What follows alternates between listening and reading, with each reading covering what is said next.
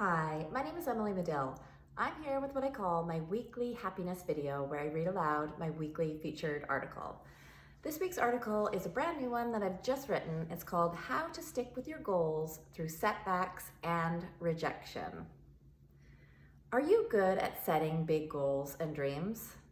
Do you start right out of the gate full of passion, confident you'll reach your goal? Our big goals and dreams can feel so vivid and real, especially as we embark on the path to bring them to life. At the beginning of our journey, our resolve to reach our goals has yet to be deflated by setbacks, roadblocks, and doubt. Being an avid goal setter myself, I relate well to the excitement of putting big dreams in motion. I empathize with how it feels to have your important goals tested repeatedly due to setbacks and rejection. As a writer, I found the biggest stumbling block is to learn how to weather and grow through self-doubt and rejection. The golden ticket as a writer or anyone on the path to reaching big goals is to separate your ego and worth from your work. Yet, even with all the reminders and lessons in place, there will be those times when we are pushed to our limit. We may reach a point or several points along our journey where we want to give up. If our big goal is still relevant and the thought of throwing in the towel brings more anguish than relief, a reset is often what's needed. These are the tried and true strategies I turn to when I'm ready to quit, but quitting isn't an option I'm willing to entertain. Number 1, return to your why.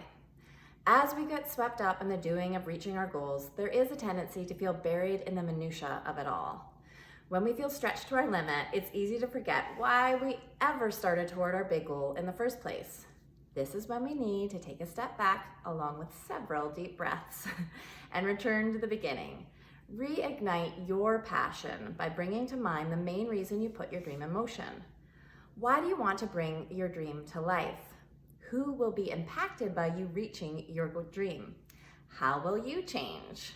What will it feel like to reach your big goal? Stay in this reflective mode as long as it takes to reconnect to the original feeling you had when you created your goal. Number 2, get re-centered. Overwhelm and exhaustion are both dream killers. Bringing our dreams to life can feel like running a daily marathon. It's critical that we pace ourselves and take care of our physical, emotional, mental, and spiritual health. Being centered will help us move through our obstacles with more ease. When we start to fall apart or feel fragmented, it's our cue to re-center. Our methods for getting grounded and centered in our truth look different for everyone.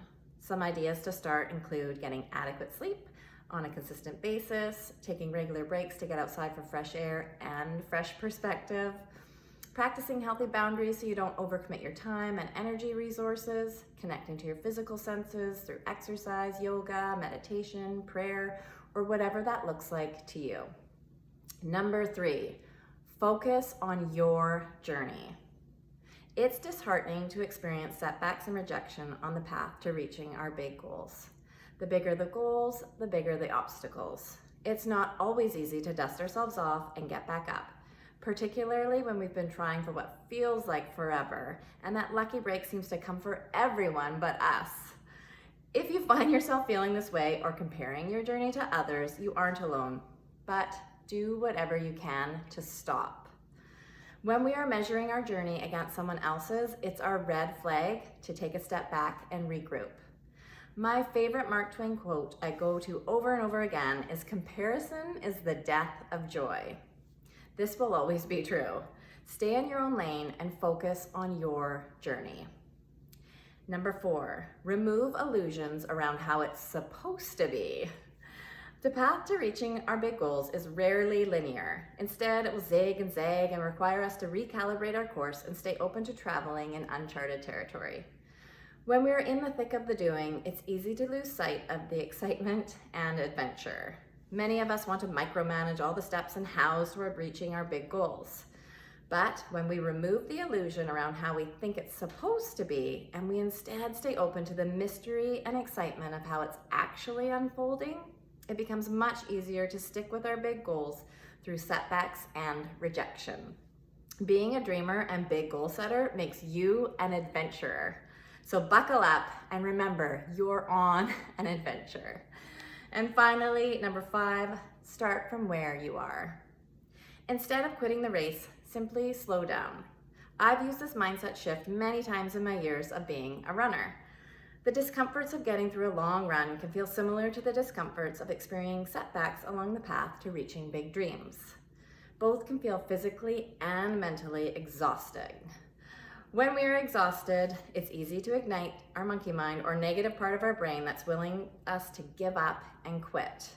Instead of quitting, give yourself a hug, slow down, and start from where you are. Make small steps that take into account how you are feeling and where you are on your journey right now. Starting from where you are simplifies the process by granting yourself permission to take one step at a time. You've got this. So that is our article and happiness video this week, how to stick with your goals through setback and rejection. And I just want to thank you for tuning in. This article will be up on my website, emilymadill.com. I will share a link below this video.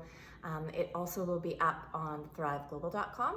I'm honored to be one of Thrive Global's editors at large, so I share all of my writing out on Thrive Global as well as my website. And I also send out a weekly happiness note with simple tips and strategies every Thursday morning to my list. It goes out to people all over the world in 22 different countries. And if you'd like to sign up to those free notes, you can do so by following the link that I will share below this video. So again, I just want to thank you for tuning in and encourage you on your journey, whatever that looks like, towards reaching your big goals. And just remember, if it is something that's really important to you, to just give yourself that permission to just slow down and have a reset, rather than feeling like you're just have to give up your dream. You know, if it's something that you're really still passionate about, just again, start from where you are and just make those small steps forward, and know that I know any big goal or dream that I've brought to life, it's always looking back and, you know, recognizing how much I've grown through that journey and what I've learned. And it's always the process of getting there and the connections you make along the way that's always the richest part. So just be gentle with yourself and, you know, don't give up and just stay in your own lane. You've got this. And I hope you have an amazing week. Thank you.